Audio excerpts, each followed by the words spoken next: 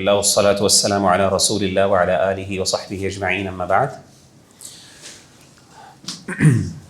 ہم نے last time دل کے حوالے سے کچھ چیزیں ذکر کی تھیں کہ وہ کیا علامات ہیں، وہ کیا سائنس ہیں جن کی بیسس پہ ہم اسیس کر سکتے ہیں کہ کیا کوئی دل زندہ ہے یا مردہ ہے، اور اسی طریقے سے ہم نے پھر کچھ چیزیں اس کے حوالے سے ڈسکس کی کہ کس طریقے سے ہم انشور کر سکتے ہیں کہ انسان اپنے دل کو زندہ رکھ سکے، اور وہ کون کون سی ایسی چیزیں ہیں جو انسان کی دل کے مرض کی وجہ بنتی ہیں۔ آج ہم انشاءاللہ کچھ سمٹمز اور کیور کے حوالے سے بات کریں گے اپنے اسی سبجیکٹ کو آگے چلاتے ہوئے۔ ابن قیم رحمہ اللہ تعالیٰ عنہ امراض القلوب جو ہیں، جن کو ڈیزیزز آف دا ہارٹ کہتے ہیں، ان کی دو کیٹیگریز کا ذکر کرتے ہیں۔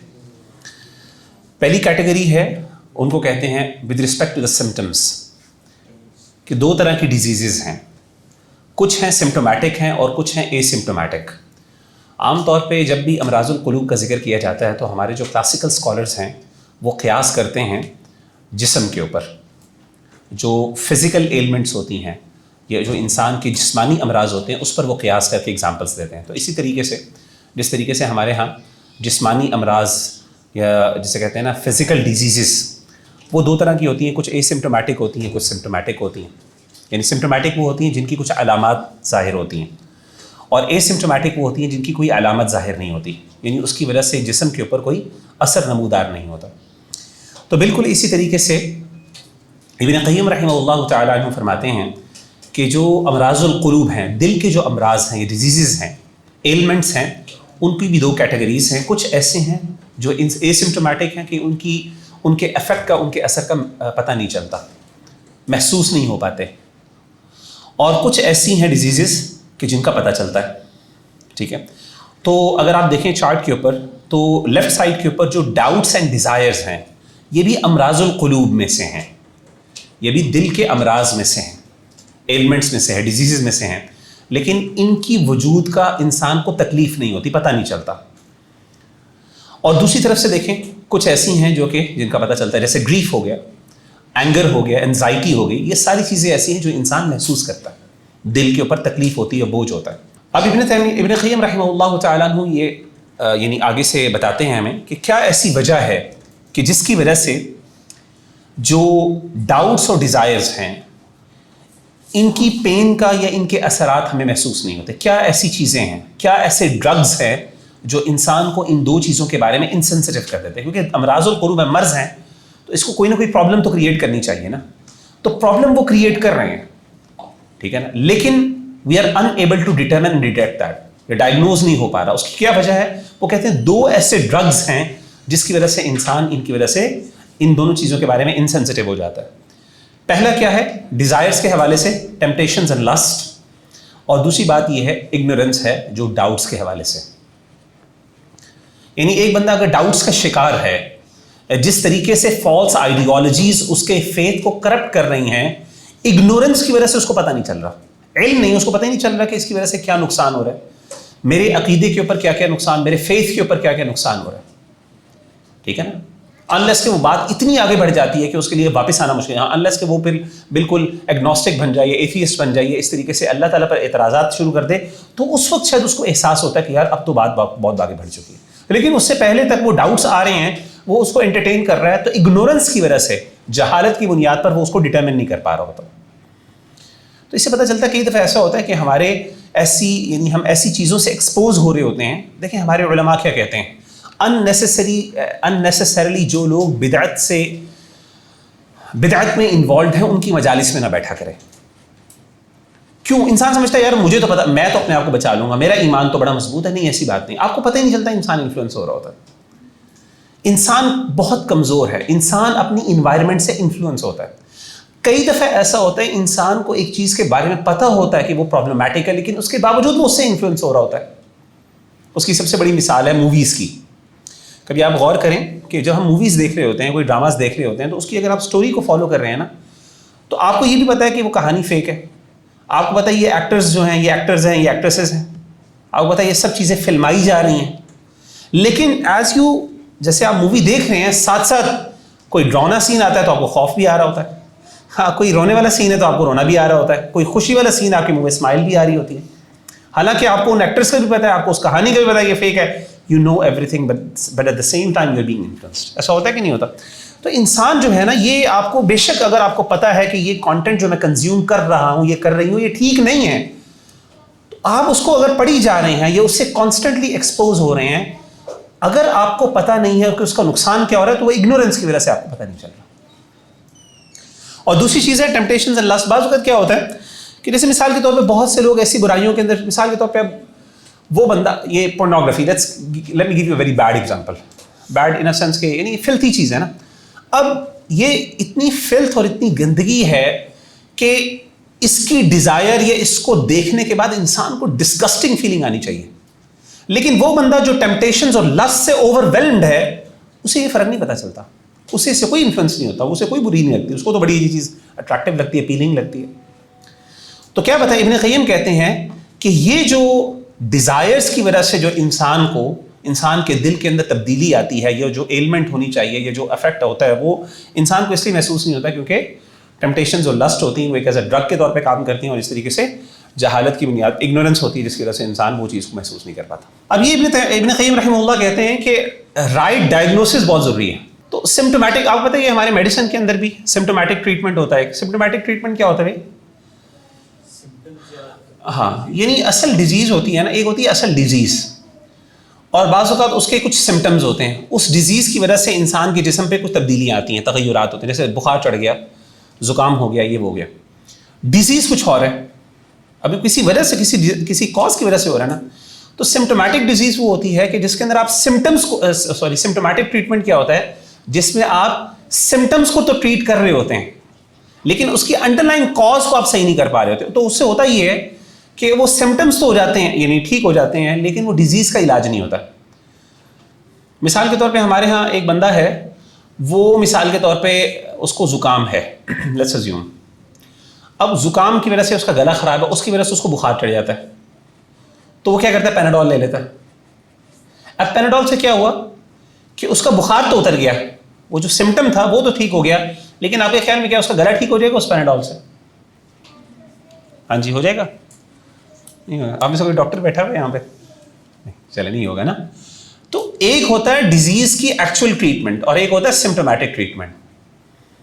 اسی طریقے سے آپ کو پتا ہے کہ یہ جو اینٹی ڈپریسنٹس ہوتے ہیں, اینٹی ڈپریسنٹس کیا ہوتے ہیں, یہ بھی سمٹومیٹک ٹریٹمنٹ ہے. یہ کیا کرتے ہیں, آپ کو سیڈیٹ کر دیتے ہیں. یعنی اگر آپ کو ڈپریشن ہو رہا ہے, انزائٹی ہو رہی ہے, تو وہ کیا کریں گے, آپ میڈیسن لیں گے, آپ کو نیند آنا شروع ہو جائے گی, آپ سو جائیں گے. وہ جو وقتی طور پہ جو اسٹریس ہے نا, وہ آپ کا کم ہو گیا. لیکن مجھے بتائیں, وہ جس وجہ سے آپ کو ڈپریشن ہو رہا ہے, یا جس وجہ سے آپ کو انزائٹی ہو رہی ہے, کیا وہ ایکچولی اس کو کیور کر پاتا ہے کہ نہیں؟ بعض اوقات انسان کے نا پاس میں ٹرومیٹک ایکسپیرینس ہوتے ہیں, بچپن میں کچھ ایسا معاملہ ہوا جس کی وجہ سے انسان ڈپریشن اور انزائٹی کا شکار ہوتا ہے. اب وہ کیا کرتا ہے, وہ جب دوائی لیتا ہے تو دوائی سے کیا ہوا, وقتی طور پہ اس کو سکون تو مل گیا, نیند آ گئی, ٹھیک ہے نا, ایک سمپٹومیٹک ٹریٹمنٹ ہو گیا, لیکن کیا وہ اس چیز کو اوور کم کر پائے گا؟ نہیں کر پاتا. تو ابن قیم رحمہ اللہ کہتے ہیں یہ بہت ضروری ہے کہ جب ہم کسی بندے کی ٹریٹمنٹ کر رہے ہیں نا, اسپرچل ٹریٹمنٹ یا کوئی بھی ٹریٹمنٹ, تو اس کی کاز کو آئیڈینٹیفائی ضرور کریں. میں آپ کو اس کی پریکٹیکل مثال دیتا ہوں. ایتھیسٹ ہوتے ہیں فار ایگزامپل, میجورٹی جو ایتھیسٹ ہوتے ہیں ان کا مسئلہ ایموشنل ہوتا ہے, لاجیکل یا انٹلیکچوئل نہیں ہوتا. یہ بات یاد رکھیے گا. میجورٹی جو انٹلیکچوئل, جو میجورٹی ایٹ لیسٹ ہم پاکستان کی اگر ہم بات کریں, پاکستان میں ہمارے یہاں نوجوانوں میں جو ایتھیزم ہے, اس کی بہت بڑی وجہ جو ہے وہ ایموشنل ریزنس ہیں. یعنی زندگی کے اندر کوئی مس ہیپ ہوا تو اس کی وجہ سے اللہ سے ناراض ہو گئی, اور اللہ سے ناراض ہونے کے بعد کیا ہوا کہ اللہ کی ایگزسٹنس کو چیلنج کرنا شروع کر دیا. ایک ناراضگی ہے نا. تو اب اگر فار ایگزامپل اب وہ آپ سے کہتا ہے, مثال کے طور پہ ہمارے پاس ایک بہت سے بچے آتے ہیں, وہ آ کے ڈسکشن کرتے ہیں کہ جی I do not believe in the existence of God, میں نہیں بات کر. تو اگر میں اس کو خدا کی ایگزسٹنس ثابت کرنا شروع کر دوں گا نا, اور اس کو کنونس کروں, وہ کہتا ہے جی دیکھیں لاجیکلی میرے پاس یہ آرگومنٹس ہیں, اور ان کی بنیاد کے اوپر میں کیا کرتا ہوں, میں سمجھتا ہوں کہ خدا ایگزسٹ نہیں کرتا. اگر میں اس کا ٹریٹمنٹ یہ کرنا شروع کر دوں کہ میں اس کو خدا کی ایگزسٹنس پروو کرنا شروع کر دوں نا, تو یہ کیا کر رہا ہوں میں, سمپٹومیٹک ٹریٹمنٹ. لیکن اگر مجھے یہ پتا چل جائے کہ ایکچولی میں کیا وجہ ہے جس کی وجہ سے وہ اس نتیجے پر پہنچا کہ اس نے خدا کو ڈینائی کیا ہے, تو پھر میرا معاملہ بالکل فرق ہو جائے گا اس کے ساتھ. پھر میں اس پر بات نہیں کروں, کیونکہ اس کا مسئلہ اصل میں خدا کا وجود نہیں ہے, اس کا اصل مسئلہ کچھ اور ہے پیچھے. لیکن اس کی وجہ سے کیا ہوا ہے, یہ ڈاؤٹس کا شکار ہو گیا نا. تو اسی لیے یہ دیکھیے اگر ایگزامپلس میں دیکھیں ابن قیم رحمہ اللہ کہتے ہیں کہ a person suffering from doubts does not need the mere knowledge. ایک بندہ جس کو جو ڈاؤٹس اور شبہات کا شکار ہے اس کی ضرورت صرف یہ نہیں کہ اس کو آپ علم پرووائڈ کریں, اس کو آپ بتا دیں کہ جی یہ ایسا مسئلہ نہیں, آپ اس کو یقین دلانا ہے. اب یقین کے بہت سے طریقے ہو سکتے ہیں, کس طریقے سے وہ یقین حاصل کرے گا, سرٹنٹی آئے گی تب جا کے وہ کیا کرے گا, اوور کم کرے گا ڈاؤٹس.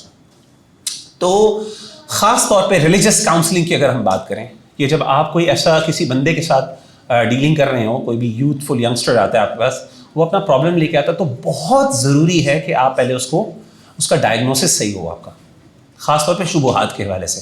آپ کو یہ سمجھنا پڑے گا کہ وہ شبہات کا شکار کیوں ہے. اور میں نے آپ کو بتایا majority of the times emotional reasons ہوتے ہیں. تو اگر آپ اس کو لاجیکلی پروو کرنا شروع کر دیں گے سارا کچھ, تو آپ وقتی طور پہ شاید اس کو خاموش تو کروا پائے, لیکن آپ مسئلے کو حل نہیں کر پائیں گے. اب ابن قیم رحمہ اللہ تعالیٰ عنہ ٹریٹمنٹ کے حوالے سے دو چیزیں ذکر کرتے ہیں. کہتے ہیں کچھ ایسی چیزیں ہیں, کچھ ایسی بیماریاں ہیں جن کو آپ نیچرلی ٹریٹ کر سکتے ہیں, اس کے لیے آپ کو اسپرچول انٹرونشن کی ضرورت نہیں ہے, اسپرچول ٹریٹمنٹ کی ضرورت نہیں ہے. لیکن کچھ ایسی بیماریاں ہیں جس کے لیے اسپرچول ٹریٹمنٹ ضروری ہے. مثال کے طور پر نیچرل ٹریٹمنٹ سے کون سی چیزیں ٹھیک ہو سکتی ہیں, اینزائٹی, گریف, ڈپریشن وغیرہ, اس طرح کی چیزیں نا یہ ہو سکتی ہیں. لیکن ڈاؤٹس اور ڈیزائرز ہیں, ان کی ٹریٹمنٹ کے لیے آپ کو نیچرل ٹریٹمنٹ, ابھی وہ بتائیں گے نیچرل ٹریٹمنٹ کیا ہوتا ہے. ابن قیم رحمہ اللہ جہاں پہ وہ ایک اسپرچول ڈاکٹر تھے, وہ ایک فزیشین بھی تھے. ابن قیم رحمہ اللہ نے دونوں پہ کام کیا ہوا ہے.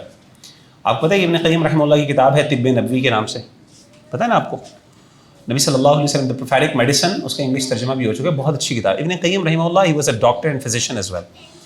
تو آپ کو بہت سی چیزیں وہ وہاں پہ اس طرح نظر آتی ہیں. تو وہ کہتے ہیں کچھ چیزیں ایسی ہوتی ہیں جن کا نیچرل ٹریٹمنٹ ہوتا ہے, اس کے لیے آپ کو ضروری نہیں ہے کہ اسپرچول ٹریٹمنٹ بھی ضروری ہے, اس کے لیے آپ نیچرل ٹریٹمنٹ بھی کر سکتے ہیں. لیکن کچھ ایسی چیزیں ہوتی ہیں جہاں پہ آپ کو اسپرچول ٹریٹمنٹ ضروری ہوتا ہے. اب ذرا کون سا نیچرل ٹریٹمنٹ ہے اس کا وہ بتاتے ہیں. وہ کہتے ہیں 3 چیزیں ہیں, 3 میتھڈز آف ٹریٹمنٹ. سب سے پہلی چیز وہ کہتے ہیں جی ایلیمینیٹ دا کاز. کوئی بھی پرابلم ہو رہی ہے, خاص طور پہ ہم یہ دلوں کی بیماریوں کی بات کر رہے ہیں, ان کے امراض کی بات کر رہے ہیں, تو کہتے ہیں سب سے پہلے اس کے کاز کو ایلیمینیٹ کریں. دوسری چیز یہ ہے کہ if you are unable to eliminate the cause, then treat with what is opposite of the disease. اور the third چیز کیا ہے, make the cause ineffective while it remains. اگر کاز کو آپ ریموو نہیں کر سکتے تو ایٹ لیسٹ اس کو انفیکٹو کر دیں. اب آپ کو میں اس کی پریکٹیکل مثال دیتا ہوں. جیسے ایک بندے کو غصہ آیا ہوا ہے, تو سب سے پہلے ایلیمینیٹ دا کاز. انسان کو غصے بہت وجہ سے آتے ہیں جی. مثال کے طور پہ میں اپنی مثال دوں, مجھے بہت بھوک لگی ہو نا تو مجھے غصہ چڑھ جاتا ہے, ٹھیک ہے نا. اور یہ بہت سے لوگوں کو آتا ہے غصہ اس طرح, ٹھیک ہے نا. پیٹ آپ کا خالی ہو, پیٹ میں چوہے دوڑ رہے ہوں, تو انسان کو غصہ چڑھ جاتا ہے, پارا چڑھ جاتا ہے, چھوٹی چھوٹی بات پہ غصہ آ رہا ہوتا ہے. تو ایلیمینیٹ کریں کاز. کس طریقے سے, کیسے کریں گے جی؟ کھانا کھائیں گے نا آبویسلی. تو اب آپ کہیں جی تو کھانا کھا لیں گے تو اس سے کیا ہوگا, اس کا کاز جو ہے وہ ایلیمینیٹ ہو جائے گا. چلیں دوسری چیز کیا ہے, لیٹس اسیوم کہ کھانے کی بھی جگہ نہیں ہے, یہ کھانا کھایا نہیں جا سکتا, اس کا ٹائم نہیں ہے. تو دوسری چیز ہے ٹریٹ ود دی اپوزٹ. ایسا بندہ جو غصے میں ہے اس کو چاہیے کہ آپ کو یہ لطیفہ سنا دیں, یا آپ کوئی اس کے ساتھ ایسی پلیزنگ بات کریں جس سے اس کا غصہ کم ہو کے وہ اس کا موڈ جو ہے تھوڑا سا بہتر ہو جائے. اور بہت سی چیزیں ہوتی ہیں جو انسان کے موڈ کو بہتر کر دیتی ہیں. اور تیسری چیز کیا ہے, اگر وہ بھی نہ کر سکیں, میک دا کاز انفیکٹو. اس کے اندر کیا, مثال کے طور پہ جیسے کہ اگر اس کو غصہ آیا ہوا ہے اور ابھی کوئی ایسی اور بھی طریقہ نہیں ہے, تو وہ کیا کرے, اپنے آپ کو مثال کے طور پہ وضو کر لے, اعوذ باللہ پڑھے, جیسے کہ حدیث میں آتا ہے, بیٹھ جائے, اپنی باڈیلی کنڈیشن یا اسٹیٹ کو چینج کر لے, ٹھیک ہے نا. جیسے مثال کے طور پر کھڑا ہوا تو بیٹھ جائے, بیٹھا ہوا تو لیٹ جائے, جیسے کہ حدیث میں آتا ہے. تو اس کنڈیشن سے کیا ہوگا, اس کے اندر تبدیلی آئے گی. حدیث میں آتا ہے. اب کیا ہے کہ کاز موجود ہے, بھوک ابھی تک لگی ہوئی ہے, لیکن آپ نے اس کو انفیکٹو کر دیا, ایز لانگ ایز آپ اس چیز کے اوپر بلیو کرتے ہیں. ٹھیک ہے جی, یہ ایک بیسک ٹریٹمنٹ ہے, یہ ابن قیم رحمہ اللہ کہتے ہیں. اور اس کی آپ کوئی بھی مثال لے لیں, کوئی بھی ڈپریشن, اینزائٹی, یہ سب چیزوں کو آپ ان تینوں چیزوں کے ساتھ کر سکتے ہیں. اب آتے ہیں ایسی چیزوں کو جن کو نیچرل ٹریٹمنٹ کے ساتھ اوور کم نہیں کیا جا سکتا. مثال کے طور پر ڈاؤٹس اینڈ ڈیزائرز ہے, تو اس کے لیے ابن قیم رحمہ اللہ تعالیٰ عنہ کہتے ہیں 4 چیزوں کی ضرورت ہے. پہلی چیز کیا ہے جی, نالج اینڈ ڈسٹنکشن. اور دوسری چیز کیا ہے, ول اینڈ لو, ارادہ اور محبت. علم, تمییز, ارادہ اور محبت, یہ 4 چیزیں ایسی ہیں جس بندے کو اللہ تعالیٰ یہ 4 چیزیں دیں تو وہ بندہ اپنے آپ کو اسپرچول ڈیزیز, خاص طور پہ ڈاؤٹس اینڈ ڈیزائرز جو اسمپٹومیٹک ہوتی ہیں, ان سے اپنے آپ کو بچا سکتا ہے. نالج ہونی چاہیے سب سے پہلے, آبویسلی. اب ذرا اس کا سیکوینس ہے, سیکوینس کو ذرا سمجھیے گا. نالج علم ہونا چاہیے. اچھا علم صرف علم نہیں ہونا چاہیے بلکہ it should be a conclusive knowledge جس کی بیسس کے اوپر آپ کیا کر سکیں, کوئی اوپینین قائم کر سکے. اس لیے کہا ڈسٹنکشن بھی ہونی چاہیے. Knowledge without distinction is not beneficial. وہ میئر فیکٹس ہیں. بعض اوقات کچھ لوگوں کو نا بہت سی چیزوں کا پتہ ہوتا ہے, they know certain figures and numbers, but اگر آپ ان سے کہیں نا کہ آپ اس پر کوئی اوپینین دیں, they are unable to perform give an opinion. کیوں؟ کیونکہ وہ نالج اسکیٹرڈ ہوتی ہے, they can not connect the dots. وہ ایک کنکلوژن تک نہیں پہنچ سکتے, وہ ایک ڈسٹنکشن نہیں کر سکتے, وہ ایک رائے قائم نہیں کر سکتے. تو ایسا علم ہونا چاہیے جس کی بیسس کے اوپر آپ رائے قائم کر سکیں, تمیز بھی کر سکیں. تمیز کسے کہتے ہیں جی؟ Ability to distinguish between what is right and what is wrong. مثال کے طور پہ اگر کوئی بندہ ہم میں سے آج اخبار پڑھتا ہے, لیٹس اسیوم کہ 5 یا 10 اخبار آپ پڑھ لیتے ہیں اور آپ کے پاس ساری چیزیں آپ میمورائز کر لیتے ہیں. اب میں let me ask you this question, کیا آپ کسی بھی وہ جس اخبار آپ نے پاکستان کے لیٹس اسیوم آپ نے اخبار پڑھے, کیا آپ اس کے اوپر کوئی نہ کوئی رائے قائم کر سکتے ہیں؟ کیا آپ اس کی بیسس پہ یہ بتا سکتے ہیں کہ کیا صحیح ہے کیا غلط ہے پولیٹیکل کنڈیشنز کے حوالے سے؟ ابھی نہیں کر سکتے. unless and until کہ you spend a lot of time 6-7 maybe months or 1 year or 2 years, اس کے بعد آپ کے اندر یہ ایسا ایبلٹی آنا شروع ہوگی کہ آپ واقعی وہ تجزیہ نگار بن جائیں گے. وہ جس طرح ہمارے یہاں ہوتے ہیں نا تجزیہ نگار, پولیٹیکل اینالسٹ ہوتے ہیں, وہ بیٹھ کے وہ کیا کرتے ہیں, وہ کیا کر رہے ہوتے ہیں, اب وہ بہت سی چیزوں کا آپ کو بھی پتا ہوتا ہے, لیکن اس کے باوجود آپ کبھی بھی اوپینین نہیں کرتے. تو نالج کے بعد تمیز بہت ضروری ہے. تو ایسا علم جس کی بیسس پہ آپ ڈسٹنکشن نہیں نہ کر سکتے, وہ علم کنکلوسیو نالج نہیں ہے. ٹھیک ہے جی. اور صرف کنکلوسیو نالج کافی نہیں ہے, بلکہ اس کے بعد محبت بھی ہونی چاہیے. کس چیز سے؟ حق کی محبت ہونی چاہیے.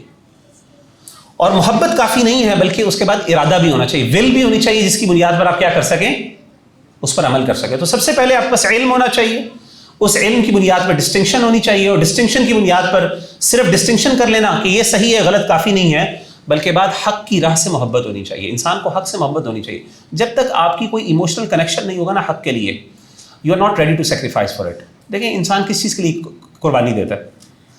جس چیز کے ساتھ انسان کی ایموشنل اٹیچمنٹ ہو. اگر آپ کی سچائی سے اگر آپ کو سچ سے محبت نہیں ہے نا, تو آپ اس کے لیے قربانی نہیں دے سکتے. بہت سی چیزیں ایسی ہوتی ہیں جن کو آپ صحیح سمجھتے ہو, لیکن اگر آپ کی اس کے بارے میں کوئی ایموشنل کنیکشن نہیں ہے اس سے, تو you are not ready to actually compromise anything for that. اور پھر اس کے بعد صرف محبت کافی نہیں ہے, بلکہ اس کے لیے پھر عزم اور حوصلہ بھی ہونا چاہیے کہ انسان اس پر عمل کر سکے. تو ابن قیم رحمہ اللہ کہتے ہیں کہ کرسچنس جو تھے they would lack knowledge and distinction, اور یہودی جو تھے ان کو حق سے محبت نہیں تھی اور اسی طریقے سے ان کے اندر ارادہ نہیں تھا. اس کی ویکنس تھی جس کی بنیاد پر کیا ہوتا تھا کہ وہ دونوں گمراہ ہوئے. تو آپ کو پتہ ہے کہ کرسچنس جو ہیں, کرسچنس کے پاس ان کی بڑی پرابلم کیا تھی؟ گمراہی, مس گائیڈنس تھی نا. قرآن کہتا ہے غیر المغضوب علیہم ولا الضالین, جیسا کہ تفسیر کے اندر موجود ہے بڑا واضح کہ یہودی کیوں مغضوب ہیں, ان پر کیوں غضب ہے, اس وجہ سے کیونکہ حق ان کے سامنے واضح تھا, علم تھا, یہ اہل علم لوگ تھے. آج بھی یہودیوں کے پاس علم ہوتا ہے, ان کو پتہ ہے صحیح اور غلط کیا ہے, وہ ڈسٹنکشن کر پاتے ہیں, لیکن ان کے ہاں اس سچ کے لیے نہ محبت ہے, نہ اس کے لیے کوئی ارادہ ہے, نہ اس کے لیے وہ عمل کرتے ہیں, کچھ اس کو فالو نہیں کرتے, تو اسی لیے وہ مغضوب ہیں. لیکن عیسائیوں کا مسئلہ کیا ہے؟ عیسائیوں کا مسئلہ یہی ہے کہ ان کو سچ راہ کا زیادہ پتہ ہی نہیں, وہ گمراہ لوگ ہیں. ایٹ لیسٹ پرانے عیسائیوں کی بات ہو رہی ہے. آج کل تو بہت زیادہ نالج عام ہو چکی ہے, ان میں بھی اب بہت سی کیٹیگری کے لوگ ہیں, لیکن جنرلی جو ہے اوور آل جو ان کا پاپولیس ہے وہ اگنورنس کا شکار ہے, جس کی وجہ سے کیا ہوتا ہے کہ وہ عمل کرنا چاہتے ہیں لیکن عمل اس کے لیے صحیح نالج نہیں ہے. میں نے آپ کو بتایا تھا کہ نہیں بتایا تھا کہ علماء کو اور زہاد جو ہوتے ہیں, زاہد, ان کو بھی شیطان مختلف طریقے سے گمراہ کرتا ہے نا. جو علماء کو کس طریقے سے گمراہ کرتا ہے شیطان؟ عمل کے ذریعے. اور جو نیک لوگ ہوتے ہیں ان کو گمراہ کرتا ہے علم کے ذریعے. یہی دو چیزیں, پریکٹس اور نالج. مطلب بہت سے لوگ ہوتے ہیں جو ایکٹیوسٹ ہوتے ہیں نا دین پہ, پڑھنے چلنے والے, اس کے لیے قربانیاں دینے والے, شیطان ان کو ایسی چیزوں پہ لگا دیتا ہے جیسے ہم نے پہلے بھی بات کی تھی, جو کہ بدعات اور خرافات ہوتی ہیں. وہ نیکی سمجھ کے کر رہے ہوتے ہیں, بیچارے ایگزاسٹ بھی ہو رہے ہوتے ہیں, پیسہ بھی لگا رہے ہوتے ہیں. اب آپ نے دیکھا ہوگا یہ جو ہمارے ہاں اللہ معاف کرے جب یہ 11ویں دینی ہوتی ہے, 11ویں کی جو تاریخیں آتی ہیں, 11ویں 12ویں پتہ نہیں کون کون سی, تو اگر آپ ان کو دیکھیں کہ وہ لوگ جو ان چیزوں کے اندر انویسٹ کرتے ہیں, محنت کرتے ہیں, پھر وہ جو ہمارے ہاں میلاد پہ جو کیا کیا کچھ ہوتا ہے, وہ اتنا اس کے لیے اچھی خاصی, یعنی وہ مجھے ایسا کوئی لیزی آدمی تو نہیں کر سکتا اتنی محنت. لیکن آن دا کنٹری کچھ ایسے لوگ ہیں جن کو اس کا غلط بھی ہے لیکن وہ عمل. اب علماء جاہلوں کو اس طریقے سے گمراہ کیا اور علماء کو کس طریقے سے گمراہ کیا جی؟ بد عمل. آپ کو علماء کے اندر عمل کی کوتاہیاں نظر آتی ہیں. اس کی وجہ یہ ہے کہ جس بندے کو یہ پتا ہو کہ وطر ایک بھی چل جائے گا تو اس کے لیے 3 وطر پڑھنا آسان ہوگا مشکل ہوگا؟ ٹھیک ہے نا. تو جس بیچارے کو پتہ ہی ہے کہ 3 کے بغیر چارہ ہی کوئی نہیں ہے تو پھر کیا ہوا؟ ٹھیک ہے. ہمارا ایک دوست تھا نا, تو ہم لوگ ایک دفعہ گئے کسی جگہ پہ کھانا پینے, تو وہ ایک دوست تھا بیچارہ, تو وہ نماز نہیں پڑھتا تھا. تو ہم زبردستی لے گئے اس کو, مسجد چل گیا, نماز پڑھے. اور نماز نہیں پڑھتا تھا. تو پہلے بہانے ہمارے ہاں جس طرح اللہ معاف کرے لوگ بہانے بناتے ہیں, جی میرے کپڑے پاک نہیں. یہ بڑا عجیب غریب اسے ذرا کبھی غور کرے بندہ, ان سے پوچھے کہ یار کپڑے ناپاک ہونے کا مطلب کیا ہے؟ مطلب بڑا ایک امبیرسنگ چیز ہے, لیکن چلیں کوئی بات نہیں. تو ہم اس کو لے گئے زبردستی, تو وہ بہانا تو نہیں بنا سکا, مسجد چلا گیا, عشاء کا ٹائم تھا. تو ہم لوگ جو ہے نا وہ ہم لوگوں نے اس دن کھانے پینے کا پروگرام تھا, تو ہم نے نماز پڑھنے کے بعد ہم فارغ ہو کے باہر ویلے بیٹھ, ہم انتظار کر رہے ہیں کہ وہ باہر آئے. تو وہ جناب مسجد آہستہ آہستہ خالی ہونا شروع ہوئے, وہ باہر نہ آئے. میں نے کہا یار کیا کر رہے ہیں اندر؟ ہم نے تو فرض پڑھے, صرف سنتیں کھا لیں اور سر وطر بھی کھا لیا, اور ہم باہر بیٹھے انتظار کر رہے ہیں. تو وہ کیا کر رہے ہیں, وہ اندر گئے جی. اس نے وہ پہلے فرض ادا کیے, پھر فرض کے بعد اس نے سنتیں پڑھی, پھر اس نے نوافل پڑھے, پھر اس نے وطر پڑھے. یعنی وہ کتنی ہوتی ہیں, 16 ہوتی ہیں, 17. تو ہم تو 4 پڑھنے والے تھے, وہ 17 پڑھنے والا تھا بیچارہ. ہم نے اس بیچارے سے کہا, میں نے کہا بھائی یہ اس طرح تو واقعی تو کچھ لوگ بیچارے واقعی یعنی بیچارے ان کے لیے مشکل ہوتا ہے, یعنی اسی لیے وہ نماز. اب یہ بھی دوسری ایکسٹریم ہے نا, کہ اس کی وجہ سے ایک بندہ بیچارہ نماز پڑھنے نہیں جاتا, اس کو پتا ہے کہ یار میں 17 رکعتوں سے پہلے باہر نہیں نکل سکتا. اچھا یہ 17 رکعتوں کے بعد ایک اور مسئلہ بھی ہے, وہ قضاء عمری والا مسئلہ ہے, پتہ ہے نا آپ کو اس کا. وہ مسئلہ یہ کہ اگر ایک بندے سے بچپن سے نمازیں یعنی جب سے اس پر نمازیں فرض تھیں, وہ نمازیں اس کے پاس رہ گئی ہیں, تو اب وہ نمازوں کی چھٹی نہیں, آپ نے ان کی قضا دینی ہے. اب مثال کے طور پہ ایک بندے کو اللہ تعالیٰ نے دین پر عمل کرنے کی توفیق دی جب وہ 30 سال کا تھا, اس سے پہلے اس نے کبھی نماز نہیں پڑھی, لیٹس اسیوم. تو اب وہ بیچارے کے اوپر نماز فرض ہوئی تھی مثال کے طور پہ 12 سال کی عمر میں, تب وہ بالغ ہو گیا, لیٹس اسیوم 13 کی ایئر, یہ 13 کو کاؤنٹ کر لیں. اب وہ 13 سال سے لے کے 30 سال کی عمر تک کی جو نمازیں ہیں ذرا کاؤنٹ کریں, ملٹیپلائی کریں اس کو, اب اس نے وہ بھی پڑھنی ہے. تو وہ اب اس کا طریقہ وہ یہ بتاتے ہیں کہ ہر فرض نماز کے بعد آپ جو ہے نا 2-3 نمازیں پڑھ لیا کریں ساتھ. تو اب آپ امیجن کریں, ذرا کاؤنٹ کریں کہ نماز پھر آپ کے لیے سر پہ بوجھ بن جائے گا نا. تو جس بندے کو گنجائش کا پتہ ہے نا, وہ بندے کے لیے بڑا مشکل ہوتا ہے. جس کو گنجائش کا نہیں پتا وہ پھر بیچارہ کرتا بھی ہے, اور لوگ کرتے بھی ہیں, سیدھی سی بات ہے. اچھا اب یہ تو 3 چیزیں ہیں, اس کو کس طریقے سے ایکوائر کیا جا سکتا ہے؟ نالج کو تو ایکوائر آبویسلی اس طرح کیا جا سکتا ہے, علم حاصل کرنے سے. ڈسٹرکشن کس طریقے سے انسان کو آتا ہے, تمییز, حق اور باطل کی تمییز کس طریقے سے پتہ چلتی ہے؟ 2 چیزوں سے. پہلی چیز ہے تقویٰ. تقویٰ کے بغیر انسان کو حق اور باطل کی تمییز نہیں ہو سکتی. قرآن مجید میں اللہ تعالیٰ فرماتے ہیں یا ایھا الذین آمنوا ان تتقوا اللہ یجعل لکم فرقانا, کہ اے ایمان والو اگر تم اللہ سے ڈرو, اگر تم اللہ تعالیٰ کا تقویٰ حاصل کرو گے تو یجعل لکم فرقان, وہ تمہیں فرقان عطا کریں گے. فرقان کا مطلب کیا ہوتا ہے جی؟ رائٹ اینڈ رانگ کے اندر ڈسٹنکشن. تو سب سے پہلے یہ چیز یہ ہے کہ آپ کو اپنی عبادات ٹھیک کرنی ہے, اور تقوی پہ آگے جانا ہے. یاد رکھیے گا, ایک ہے فتویٰ اور ایک ہوتا ہے تقویٰ. فتویٰ کیا ہوتا ہے جی؟ فتویٰ بارڈر لائن ہوتی ہے, بیر منیمم ہوتا ہے. اور تقویٰ کیا ہوتا ہے؟ اس کی کوئی لمٹ نہیں ہوتی. فتویٰ اور تقویٰ میں فرق ہے, پتہ ہے آپ کو؟ فتویٰ ہمیشہ بیر منیمم ہوتا ہے, جس کے نیچے گناہ شروع ہو جاتا ہے, اور تقویٰ ہمیشہ اس کی کوئی لمٹ نہیں ہوتی, وہ ہائر ہوتا ہے. تو وہ بڑی مشہور ایک واقعہ ہے نا جس سے پتہ چلتا ہے, وہ شیخ البانی رحمہ اللہ کے بارے میں بڑا مشہور واقعہ ہے. تو شیخ البانی جو تھے وہ چہرے کے پردے کے قائل نہیں تھے, چہرے کے پردے کے قائل نہیں ہیں. شیخ البانی نے باقاعدہ اس پہ کتاب بھی لکھی ہے. وہ کہتے ہیں کہ چہرے کا پردہ فرض نہیں ہے. یاد رکھیے گا, چہرے کے پردے کے استحباب کے بارے میں سارے قائل ہیں علماء, لیکن اس کے فرضیت کے بارے میں اختلاف ہے کہ گناہ ہوگا کہ نہیں ہوگا. تو شیخ البانی اسی سے قائل نہیں ہے, وہ تھے رحمہ اللہ و رحمۃ واسعہ, بہت بڑے عالم دین تھے. تو کسی نے ان سے پوچھا کہ آپ فتویٰ دیتے ہیں کہ جی چہرے کا پردہ جو ہے واجب نہیں ہے, تو آپ کی بیوی, آپ کی جو بیٹیاں ہیں وہ تو باقاعدہ بڑا پکا ٹھکا پردہ کرتی ہیں, تو یہ کیا بات؟ تو ان کے بارے میں معروف ہے کہ انہوں نے جواب دیا کہ یہ میرا فتویٰ ہے, وہ میرا تقویٰ ہے. ٹھیک ہے, تو تقویٰ جو ہوتا ہے نا ہمیشہ وہ ہائر چیز پہ ہوتا ہے. تو فتویٰ جو ہے نا وہ, اب دیکھیں تقویٰ کی تو کوئی لمٹ نہیں ہے, انسان جتنا بچ سکے, یعنی ہمیشہ تقویٰ کے اندر آپ کو ہائر ویلیو کے اوپر جانا پڑتا ہے. کئی جگہوں پہ گنجائش ہوتی ہے, تو تقویٰ جو ہے, نیکی جو ہے, یہ چیز انسان کو دیکھتی ہے. تو دوسری چیز کیا ہے, knowledge acquired through a proper curriculum. یاد رکھیے گا, ایک ہوتا ہے یعنی ہمارے ہاں بہت زیادہ رجحان ہے, لوگ نا رینڈملی چیزیں پڑھتے رہتے ہیں. علم صحیح طور پہ تب آتا ہے جب آپ ایک پراپر کریکولم سے گزرتے ہیں, ایک نصاب سے گزرتے ہیں. ہمارے ہاں بہت سے لوگ ہیں ماشاء اللہ, ان کو شوق ہوتا ہے, وہ یہ کتاب پڑھ لی, اچھا جی میں نے فلاں کتاب پڑھ لی, اب میں نے یہ کتاب پڑھ لی, اب میں نے وہ فلاں کتاب پڑھا ہے. اچھی بات ہے, وہ تو پڑھنا چاہیے انسان کے پاس, اگر کوئی اور ذریعہ نہ ہو تو یہ کر لے. لیکن اگر آپ چاہتے ہیں کہ میں عالم بنوں, عالم, اور مجھے واقعی اللہ علم دے, تو پھر آپ کو ایک پراپر کریکولم, مثال کے طور پہ ایسے ہی ہے جیسے میں سائیکالوجی, مجھے سائیکالوجی بڑا انٹرسٹ ہے, میں سائیکالوجی کے بارے میں بہت سی کتابیں پڑھتا رہتا ہوں, اور میں نے ماشاء اللہ بہت کتابیں پڑھی ہیں, اللہ کی ابھی بھی پڑھ رہا ہوں. اب میں کیا میں سائیکالوجسٹ ہوں؟ اب میں کہوں جی ہو سکتا ہے کہ جب ہم ٹیبل پہ بیٹھیں ڈسکشن میں, تو میں ایک سائیکالوجسٹ, جس بچے نے یا بچی نے 4 سال BS کیا ہوا ہے اس کے اندر, ہو سکتا ہے اس سے زیادہ میرے پاس ریلیٹیبل نالج ہو جو میں بتا رہا ہوں انفارمیشن. لیکن پریکٹیکلی میں کبھی بھی اپنے آپ کو سائیکالوجسٹ نہیں کہہ سکتا, اور میرے اندر کبھی بھی وہ اعتماد بھی نہیں ہوگا.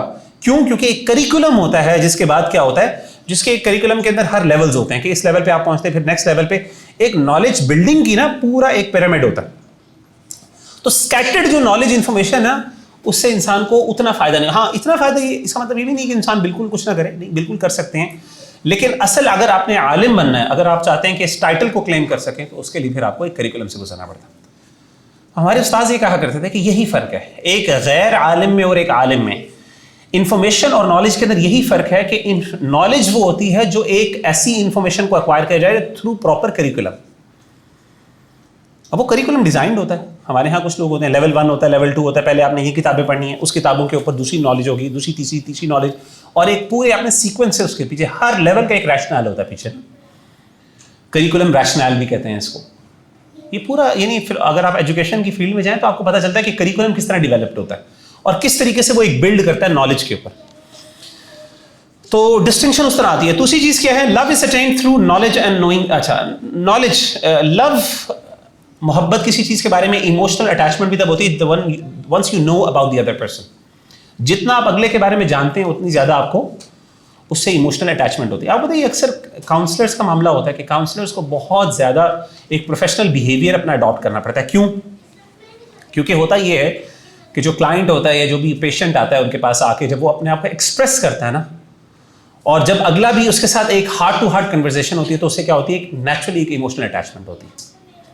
اور اسی طریقے سے کسی چیز کے بارے میں بھی آپ جب زیادہ سے زیادہ جاننا شروع کر دیتے ہیں تو آہستہ آہستہ آپ اس کے بارے میں ایموشنز اور فیلنگز ڈیولپ کرنا شروع کر دیتے ہیں. یہ انسان کی ایک کمزوری ہے.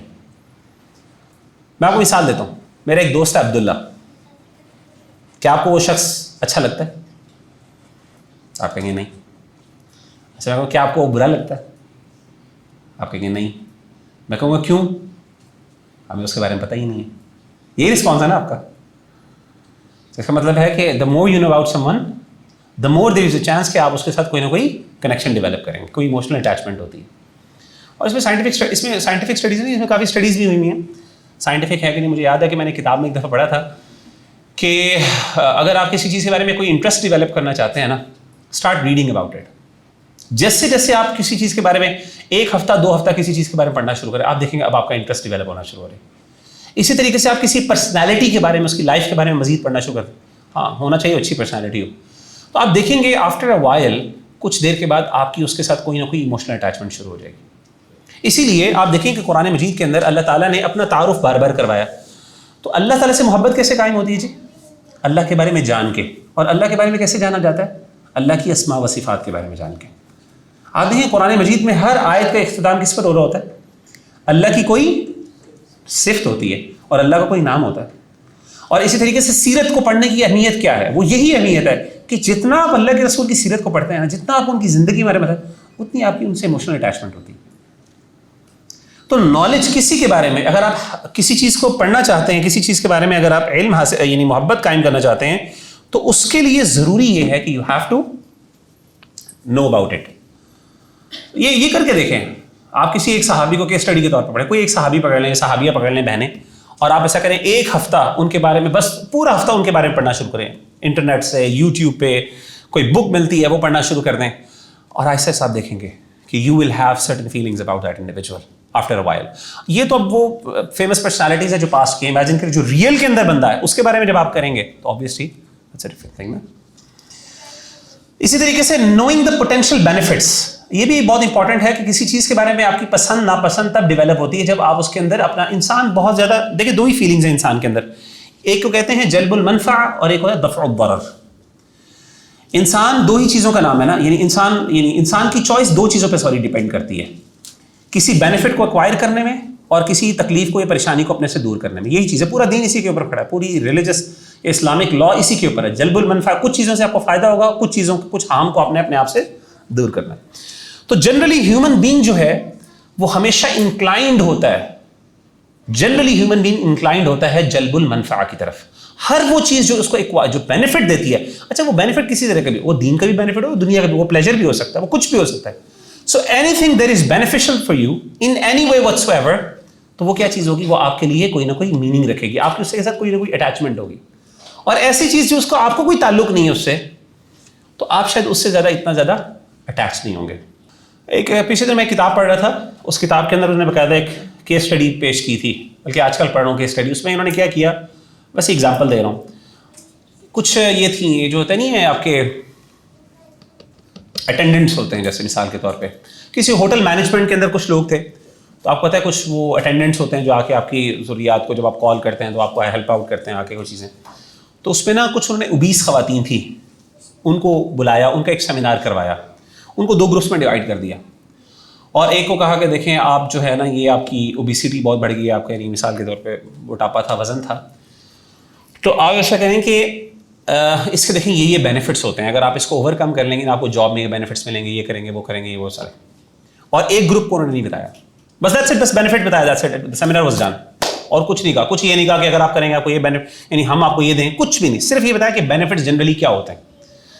انہوں نے کیا کیا کہ اس گروپ کو دیکھا کہ after a while they conducted a survey and they realize کہ آفٹر اس سروے, یعنی وہ جو سیمینار ہوا تھا, اس سیمینار کے بعد نیچرلی وہ خواتین جن کو انہوں نے اس کے اوپر ایڈریس کیا تھا نا, they started to improve, they became more concerned about their health. اور اس میں کچھ نے ایسے کوئی فٹنس پروگرامز بھی جوائن کر لیے تھے.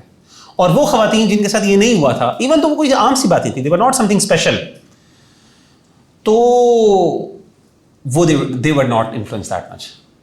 اب دیکھیں کہ انسان نیچرلی وہ چیزیں جو انسان کو بینیفٹ ہوتی ہیں, ہاں بہت سے لوگ لیزی ہوتے ہیں, وہ اتنا عمل نہیں کر پاتے, لیکن جتنا زیادہ آپ ان کے بینیفٹس کے بارے میں جانیں گے اتنا زیادہ کیا ہوتا ہے, آہستہ آہستہ انسان کی نیچرلی انکلینیشن ہوتی ہے, انسان کچھ نہ کچھ کرتا ہے, انسان کے اندر کچھ نہ کچھ اس کے بارے میں اضطراب پیدا ہوتا ہے. آئیے جی, اب ول کیسے اٹین کر سکتے ہیں؟ سپلیکیشن, دعا کریں اللہ تعالیٰ سے. بڑی مشہور دعا ہے جو آپ نے صبح شام کے اذکار کی دعا آپ نے سنی ہوئی ہے, ابو امامہ کی, اللہم انی اعوذ بک من الہم والحزن واعوذ بک من العجز والکسل. یہاں پہ اللہ تعالیٰ سے انسان پناہ مانگتا ہے عاجزی سے, اور کس سے؟ کسل سے. عاجزی کسے کہتے ہیں؟ انکیپیسیٹیشن سے. عاجزی ہوتی ہے کہ ایک بندے کے پاس ریسورسز ہیں ہی نہیں, وہ کرنا چاہتا ہے, اس کے پاس ول بھی ہے, ارادہ بھی ہے, سب کچھ ہے, ریسورسز نہیں, کر نہیں پاتا, تو یہ ہے انکیپیسیٹیٹڈ, عاجز. اور کسل کیا ہے؟ اس کے اپوزٹ ہے کہ ایک بندے کے پاس ریسورسز بھی ہیں, سب کچھ ہے, لیکن ول اور ارادہ نہیں ہے, پروکریسٹینیشن. تو انسان صبح شام اللہ تعالیٰ سے 2 چیزوں کی, اللہ مجھے ان 2 چیزوں کی بنا میں یاد, تو دعا کریں. دوسری چیز کیا ہے؟ Performing small acts of good, چھوٹے چھوٹے اعمال سے. چھوٹے چھوٹے اعمال, یہ چھوٹی چھوٹی نیکیاں کرنے سے اپنی زندگی کے اندر اسمال چینجز لے کے آئے. بہت بڑے بڑے تبدیلیاں کرنا نا بعض اوقات وہ لانگ لاسٹنگ نہیں ہوتی.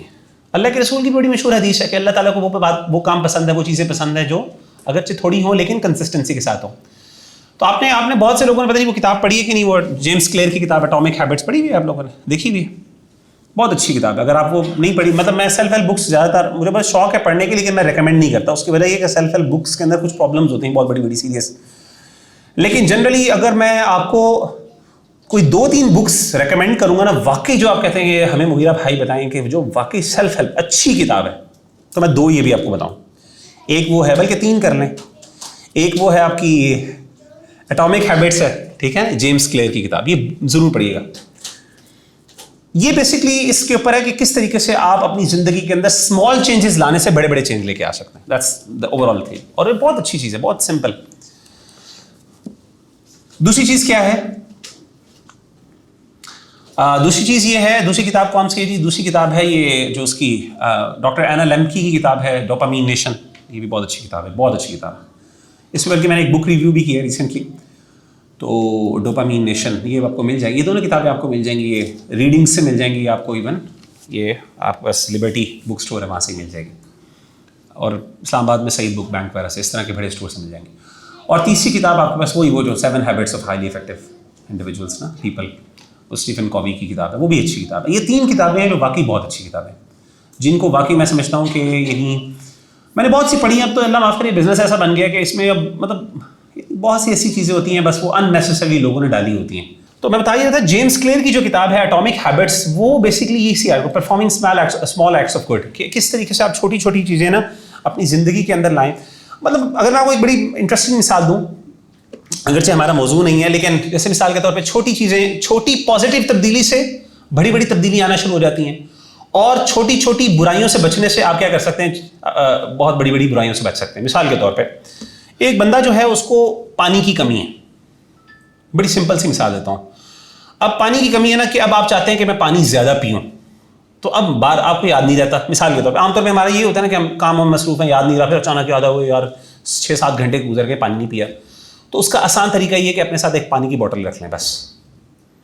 اب پانی کی بوٹل کوئی بہت بڑی چیز نہیں ہے, جیسے کہیں نا آپ کہیں گے جی مجھے یہ ایسے ہی ہے جیسے میں نے جم جانا شروع کر دیا یا یہ وہ, ایسا نہیں ہے. یہ بہت ویری سمپل تھنگ کہ آپ نے پانی کی بوٹل لی, اس کو بھر کے اپنے ساتھ رکھیں, اور جب آپ اپنے سامنے رکھیں گے آفس ٹیبل پہ, تھوڑی تھوڑی دیر بعد آپ بار بار پیتے رہیں گے. اور ایسا ہوتا ہے, میں نے بھی یہ کام کیا, بس سمپلی میں نے پانی کی بوٹل اپنے ساتھ رکھنا شروع کر دی, اور مجھے ایسی عادت ہوگی کہ اب وہ مجھ سے پانی, میں جہاں بھی جاتا ہوں میں پانی اپنے ساتھ ضرور رکھتا ہوں, بلکہ مجھے پانی پیاس لگ رہی ہے میں پانی پیتا ہوں, لیکن چلے بعد میں پی لوں.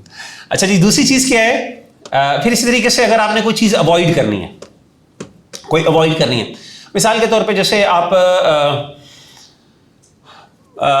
مثال ایک بندہ ہے اس کو موویز کا شوق ہے, مثال کے طور پہ کمپیوٹر, اب گھر کے اندر موویز بیٹھے, آپ ایسا کریں کہ کمپیوٹر جو ہے نا وہ اپنا جب آتے ہیں گھر کے اندر تو اس کو آپ نا کیا کریں کہ کسی الماری کے اندر بند کر کے رکھ دیا کریں. اب ایک چیز ہے کہ کمپیوٹر یا پھر ایک آپ کا ٹیلی ویژن کے اوپر, یعنی نیٹ فلکس کے اوپر, اگر آپ کے ٹیلی ویژن کے اوپر نیٹ فلکس چل رہا ہے نا تو پھر بہت مشکل ہے آپ کے لیے موویز کو اوور کم کرنا.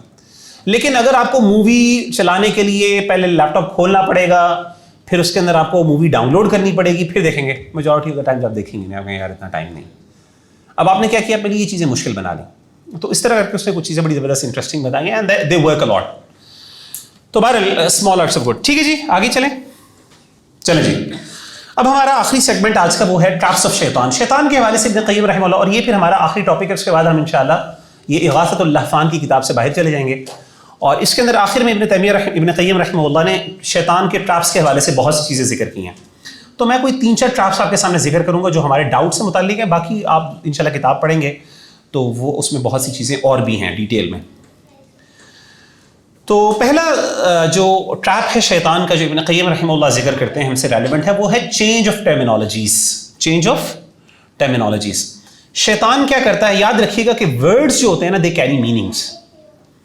ورڈز جو ہوتے ہیں دے کیری میننگس. اگر کسی ایکٹ کا نام, کسی چیز کا, کسی عمل کا نام, اگر وہ نام اچھا نہیں ہوگا نا, بہت سے لوگ اس عمل سے نیچرلی دور رہیں گے. تو ناموں کا افیکٹ بہت زیادہ ہوتا ہے. مثال کے طور پہ آپ کو یاد ہے کہ ایک زمانے کے اندر یہ جو گانے والے لوگ ہوتے تھے یا ڈانس کرنے والے ہوتے تھے جن کو آج ہم سٹارز کہتے ہیں, ایک زمانے میں ان کو کیا کہا جاتا ہے پتا آپ کو؟ مراسی. ہاں, ان کو مراسی کہا جاتا تھا. تو آج کل اگر آپ کسی بھائی کو کہیں جی مراسی, اوے مراسی گرل سن بات سن, وہ کیا کرے گا, بہت مائنڈ کرے گا. لیکن اب ان کا نام کیا رکھ دیا آپ نے؟ Artist, stars. ٹھیک ہے, کیوں؟ کیونکہ یہ نام جو ہیں, یہ ورڈز جو ہیں نا, یہ واقعی بہت زیادہ انفلوئنس کرتے ہیں انسان. تو ابن قیم رحمہ اللہ کہتے ہیں کہ شیطان کا ایک ٹریپ یہ ہے کہ وہ برائیوں کے نام, برے ناموں کو چینج کر کے کیا کرتا ہے, اس کی جگہ اچھے نام. یہ ذرا اسٹیٹمنٹ پڑھیں, آپ کو نظر آ رہی, آپ کو بہنوں کو نظر آ رہی, بھائیوں کو نظر آ رہی ہے. وہ کہتے ہیں چینج آف ٹرمینالوجیز. ابن قیم رحمہ اللہ سے فرام ہم his followers inherited the naming of forbidden things by the names that are pleasing to oneself. So they called wine the mother of joys. نام چینج کر دو شراب کا, mother of joys کو. They called it's like the sip of joy. They called usury a transaction. یعنی کیا کہا انہوں نے, کہا کہ جی یہ جو سود ہے نا یہ نام گندا ہے, تو کہ وہ تجارت ہے. غور کریں تو تجارت کی قسم ہے نا, تو کہیں یہ تجارت ہے جی. اچھا جی. They called excise taxes as royal rights. Taxes جو ہے نا ہمارے دین کے اندر وہ منع ہے. اب یہ پوری ڈیبیٹ ہے کہ ہمارے یہاں ٹیکس لیے جاتے ہیں, اللہ معاف کرے, ظلم ہے, جبر, ایک نظام ہے. بہرحال وہ کہتے ہیں اس کا نام چینج کرو, اس کو کرو رویل رائٹس ہے. اچھا, and they call the ugliest and the most obscene injustice the government policy. جب آپ کہیں گے نا, اب مثال کے طور پہ اگر کسی گورنمنٹ پالیسی کا نام رکھو جی ظلم, تو ٹھیک ہے, تو کیا کریں گے آپ, لوگ ان کے بارے میں ٹچ. انسان جو ہے وہ ورڈ سے بہت زیادہ اس کا ایک افیکٹ ہوتا ہے انسان کے اوپر, بیکاز ورڈس کیری میننگ. تو وہ کہتے ہیں کہ جی ایسا کریں کہ آسان الفاظ. ابن قیم رحمہ اللہ بھی دیکھیں وہی کہہ رہے ہیں کہ جی شیطان کہتا ہے جی ان کے الفاظ بدلو سب سے پہلے, اور اس الفاظ بدلنے سے ایک تو بندے کو دھوکہ بھی ہو جاتا ہے, ایک تو دھوکے میں بیچارہ ایک نائیو جو آدمی ہے وہ دھوکے میں پڑ جاتا ہے, اور جو دوسرا شخص ہے وہ کیا کرتا ہے, وہ جو بندہ آلریڈی اس گناہ کو کر رہا ہوتا ہے وہ اس کے بارے میں کیا ہوتا ہے, اس کی سینسٹیوٹی ختم ہو جاتی ہے, وہ انسینسٹیو ہو جاتا ہے, وہ اس کو اڈاپٹ کر لیتا ہے. اچھا جی اگلا جو ہے وہ کہتے ہیں mixing the truth with falsehood. In case of Adam علیہ الصلوۃ والسلام شیطان مینشن ٹو تھنگس. تو شیطان کا دوسرا بڑا وار یہ ہوتا ہے کہ جی شیطان یہ کرتا ہے کہ جو ہے نا حق اور باطل کو آپس میں امالگمیٹ کر لیتا ہے, ان دونوں کو الگ الگ. کیونکہ دیکھیں مسلمان ہے نا, کبھی بھی شیطان اس کے سامنے ایول آؤٹ رائٹلی پریزنٹ نہیں کرے گا, کیونکہ مسلمان تو کبھی بھی اس کو قبول نہیں کرے گا. وہ انڈائریکٹلی کیا کرتا ہے, حق اور باطل کو مکس کر کے اس کے سامنے پیش کرتا ہے تاکہ کیا ہو, وہ اس سے انفلوئنس ہو, کیونکہ حق کے اندر ایک مسلمان کے لیے اپیلنگ نوشن ہوتا ہے, اور اسی طریقے سے جو فالس ہوڈ ہے اس سے ایک انسان کی ریپلجن ہوتی ہے, ایک مسلمان کی, ایک بلیور کی. تو جنرلی کیا ہوتا ہے کہ وہ دونوں چیزوں کو مکس کرتا ہے. تو اس کی مثال انہوں نے بڑی خوبصورت دی. انہوں نے کہا دیکھیں کہ اس آیت کے اندر شیطان نے جب سیدنا آدم علیہ الصلوۃ والسلام اور سیدہ حوا کو بہکایا تو کیا کہا, فوسوس الیہ الشیطان, شیطان نے وسوسہ دیا. قال, انہوں نے کہا یا آدم, اے آدم علیہ الصلوۃ والسلام, هل ادلک علی شجرۃ الخلد وملک لا یبلی, کیا میں آپ کو ایسا نہ کروں, ایک ایسے درخت کی طرف رہنمائی کروں جو کہ ہمیشگی کا درخت ہے اور ایسی بادشاہت کی طرف جو کبھی ختم نہیں ہونے والی. تو اس میں دیکھیں صحیح کیا ہے اور غلط کیا ہے, ان دو چیزوں کی بات کی, کون سی چیز صحیح ہے کون سی غلط ہے. جی کیا چیز صحیح ہے اس میں اور کیا غلط ہے, اس نے مکس کیا دو چیزوں کو. ہمیشگی کا درخت, کیا ہمیشگی کوئی درخت ایگزسٹ کرتا ہے؟ وہ جو درخت تھا وہ کیا ہمیشگی کا درخت تھا؟ وہ جھوٹ تھا. لیکن سچ کیا ہے, وَمُلْكٍ لَا يَبْلَى, ایسی بادشاہت جو کبھی ختم نہیں ہونے. کس بادشاہت کی بات ہو رہی ہے؟ نہیں, یہ کسی جگہ کی بات ہو رہی ہے, جگہ کی, جنت کی بات ہو رہی ہے. تو جنت کبھی ختم نہیں ہوگی نا, جنت تو ہمیشہ ہمیشہ رہے گی. تو اس نے کہا کیا میں آپ کو ایسی چیزوں کے بارے میں نہ بتاؤں کہ ایسا درخت جو آپ کو ہمیشگی دے گا اور ہمیشہ ہمیشہ کی بادشاہت ملے گی. تو اب ہمیشگی والا درخت تو ایگزسٹ نہیں کرتا تھا, لیکن جنت ہمیشگی کی بادشاہت, وہ ٹھیک تھی بات. تو جنت میں تو کبھی ختم نہیں ہونا نا, اس میں تو ہمیشہ ہمیشہ رہنا. تو ابن قیم نے رحمہ اللہ نے کہا کہ کس طریقے سے دیکھیں شیطان حق اور باطل کو مکس کرتا ہے. اس کی ایک اور مثال میں آپ کے سامنے رکھتا ہوں, مائی باڈی مائی چوائس. یہ ایک سلوگن آپ لوگوں نے سنا ہوا ہے, ٹھیک ہے نا. اب یہ بڑا کامن تھا خاص طور پہ عورت مارچ کے حوالے سے ہی. تو یہ جو مائی باڈی مائی چوائس ہے, تو اگر آپ ان سے بات کریں نا کہ یار اس کا مطلب اس کا ایک نیگیٹو مطلب بھی ہے. وہ نیگیٹو مطلب کیا کہ اگر کوئی بندہ, کوئی خاتون یہ کہتی ہے کہ جی میرا جیسے میری مرضی ہے, وہ جو مرضی کرتی رہے, اس کو کوئی پوچھنے والا نہیں ہے, تو اگر آپ اس معنی میں لیں گے تو ظاہر ہے یہ چیز پرابلمٹک ہے. تو بہت سے لوگوں نے اس سلوگن کے اگینسٹ بات بھی کی, بہت سے لوگوں نے اس سلوگن کے اگینسٹ بات کی. لیکن ہوا یہ کہ انہوں نے آگے سے, جب ہم بھی عورت مارچ پہ ہمارا جانا ہوا, تو ہم نے کچھ لوگوں سے پوچھا کہ بھائی آپ اس طرح کی بولڈ اسٹیٹمنٹس کہہ رہے ہیں, آپ کو پتہ ہے اس کا مطلب کیا ہے؟ کہتے نہیں ہمارا مطلب یہ نہیں ہے. اصل میں ہم لوگ جو ہے نا یہ فیمیل ہراسمنٹ جو ہے اس کے خلاف ہم یہ اسٹیٹمنٹ کہتے ہیں, اس کانٹیکسٹ میں کہتے ہیں. یعنی کسی مرد کو یہ حق نہیں ہے کہ وہ عورت کو جو ہے نا وہ ہراس کرے یا اس کی اجازت کے بغیر اس کے قریب آئے. ہم تو یہ کہنا چاہ رہے ہیں, ہمارا اس کا مطلب وہ نہیں ہے جو آپ سمجھ رہے ہیں. ظاہر ہم لوگ کئی دین کا بھی مسلمان بھی خواتین تھیں جو مسلمان ہونے کا کلیم کرتی تھیں, تو مطلب they were never thinking about that. اچھا انٹرسٹنگ بات یہ ہے کہ ہم نے یہ جو چیز لی my body and my choice والی بات, یہ بیسکلی اس کی روٹس کہاں پہ ہیں. انٹرسٹنگ بات یہ سلوگن جو ہے اس کی ہسٹری اگر آپ جانیں, یہ سلوگن انہوں نے یوز نہیں کیا, میرا جسم میری مرضی اصل میں انگلش سلوگن کا ایک پارٹ ہے, یعنی ٹرانسلیشن ہے مائی باڈی مائی چوائس. یہ ہے دیکھیے اس کا بیک گراؤنڈ کیا ہے, اس کا بیک گراؤنڈ دیکھیں. 1960s کے اندر یہ سلوگن آیا, was coined as a female struggle for reproductive rights and subsequently noted by the global feminist struggle. اصل میں ہوا یہ ابھی ہماری ایک بیسکلی ابھی ریسنٹلی میں نے ایک پوڈ کاسٹ بھی اس پہ کیا ہے, ایک کتاب ہے بڑی زبردست, وہ میں نے پتہ نہیں شاید میں گروپ میں شیئر کی تھی کہ نہیں کی تھی, کیس اگینسٹ سیکشول ریولیوشن, ٹھیک ہے نا, بائی ایک لوئس پیری, ایک خاتون ہے, ایک جرنلسٹ ہے, اس نے کتاب لکھی ہے. تو اس پہ ریسنٹلی ہم نے پوڈ کاسٹ بھی کیا, میرا خیال ہے آج ہی پبلش ہو جائے گا, اس پہ ریویو کیا اس کتاب کے اندر. تو 1960s کے اندر آپ کو پتہ ہے سیکنڈ ویو آف فیمنزم جو ہے نا وہ بہت زیادہ ڈومیننٹ ہوئی تھی, اور اس میں خاص طور پہ ریپروڈکٹیو رائٹس جو تھے خواتین نے, اس زمانے میں کانٹراسیپٹیو پل آئی تھی, اور اس کی وجہ سے کیا ہوا کہ خواتین نے اس کے بعد کانٹراسیپٹیو پل کے بعد کیا کیا تھا, خواتین نے موومنٹ کی اور اس کے بعد ابورشن کو ڈی کرمنلائز کیا تھا. تو یہ جو موومنٹ تھی نا یہ بیسکلی بنیاد بنی تھی. یہ خاتون تھی, اس نے ایک ناول رابن اسٹیونسن ایک خاتون تھی, اس نے بیسکلی یہ سب سے پہلے ٹرم کوائن کی تھی. یہ اس کا ناول ہے, اس کی کتاب بھی ہے ابھی, مائی باڈی مائی چوائس, اور اس کے نیچے اگر آپ سب ٹائٹل میں دیکھیں the fight for abortion rights. تو بیسکلی ابارشن رائٹس کے اوپر یہ بات تھی کہ خواتین کے اوپر کوئی اس بات پہ قدغن نہیں ہونی چاہیے کہ وہ اپنے جسم, یعنی جب ویسٹ یہ میرا جسم میری مرضی کو ایک تو عوام الناس کہہ رہی ہے نا, وہ خواتین جو سیکشولی ہراسڈ ہوئی ہیں وہ کہہ رہی ہیں کہ بھائی یہ نہ کرو یا ان کے اگینسٹ, لیکن ان کے پیچھے جو لوگ ہیں جو ان کے ماسٹر مائنڈ انڈیویجولز ہیں وہ جب مائی باڈی مائی رائٹس کی بات کرتے ہیں وہ صرف اس چیز کی بات نہیں کر رہے, وہ ان چیزوں کی بھی بات کر رہے ہیں. ہمارے دین میں آپ کو پتہ ہے کہ ہم لوگ مسلمانوں کا نیریٹو جو ہے وَلَا تَقْتُلُوا أَوْلَادَكُمْ خَشْيَةَ إِمْلَاقٍ, یعنی ہمارے ہاں abortion basically is a killing of an individual. جیسے وہ اس بندے نے بھی کہا نا کہ اس کا نام چینج کرو, وی آر ابارشنسٹ, ہم جو ہے نا بیبی کلرز نہیں ہیں, ہم ابارشنسٹ ہیں. تو ایکچولی بیبی کل ہی ہوتا ہے, مطلب ابارشن جس طریقے سے کیا جاتا ہے, اور اللہ معاف کرے اگر آپ اس کی میڈیکل ڈیٹیلز میں جائیں, وہ مرڈر ہے, وہ کچھ بھی نہیں ہے. اور تو اب اس چیز کے بارے میں لے کے جا رہے ہیں, تو they are actually thinking about on those lines. ہم شاید سمجھ رہے ہیں اپنی نائیویٹی کے اندر یا اپنی فولشنس کے اندر یا اپنی اگنورنس کی بنیاد پر ہم کیا سمجھ رہے ہیں کہ یہ تو بڑی ایک معصوم سے کلیم تھا, اس میں کون سی بڑی بات ہے. اور یہی ہوا نا جب ہم لوگ گئے ادھر جا کے ان سے ڈسکشن کی تو انہوں نے کہا آپ کو کیا تکلیف ہے اس سے, یعنی مطلب بالکل ٹھیک باتیں ہیں اس میں, اب آپ کو کیا, اسلام بھی تو یہی باتیں کرتا ہے.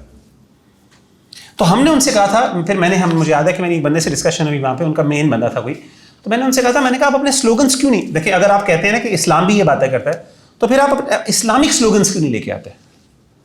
بس یہ اسلامک سلوگنس کے بعد وہی ہوگا نا, اسلامک سلوگنس اپنے ساتھ ایک پورا ایک بیگیج لے کے آتے ہیں, اور یہ سلوگنس جو ہیں یہ ویلیو لیڈن ہیں, یہ ویلیو نیوٹرل نہیں ہیں, ان کے پیچھے میننگز ہیں.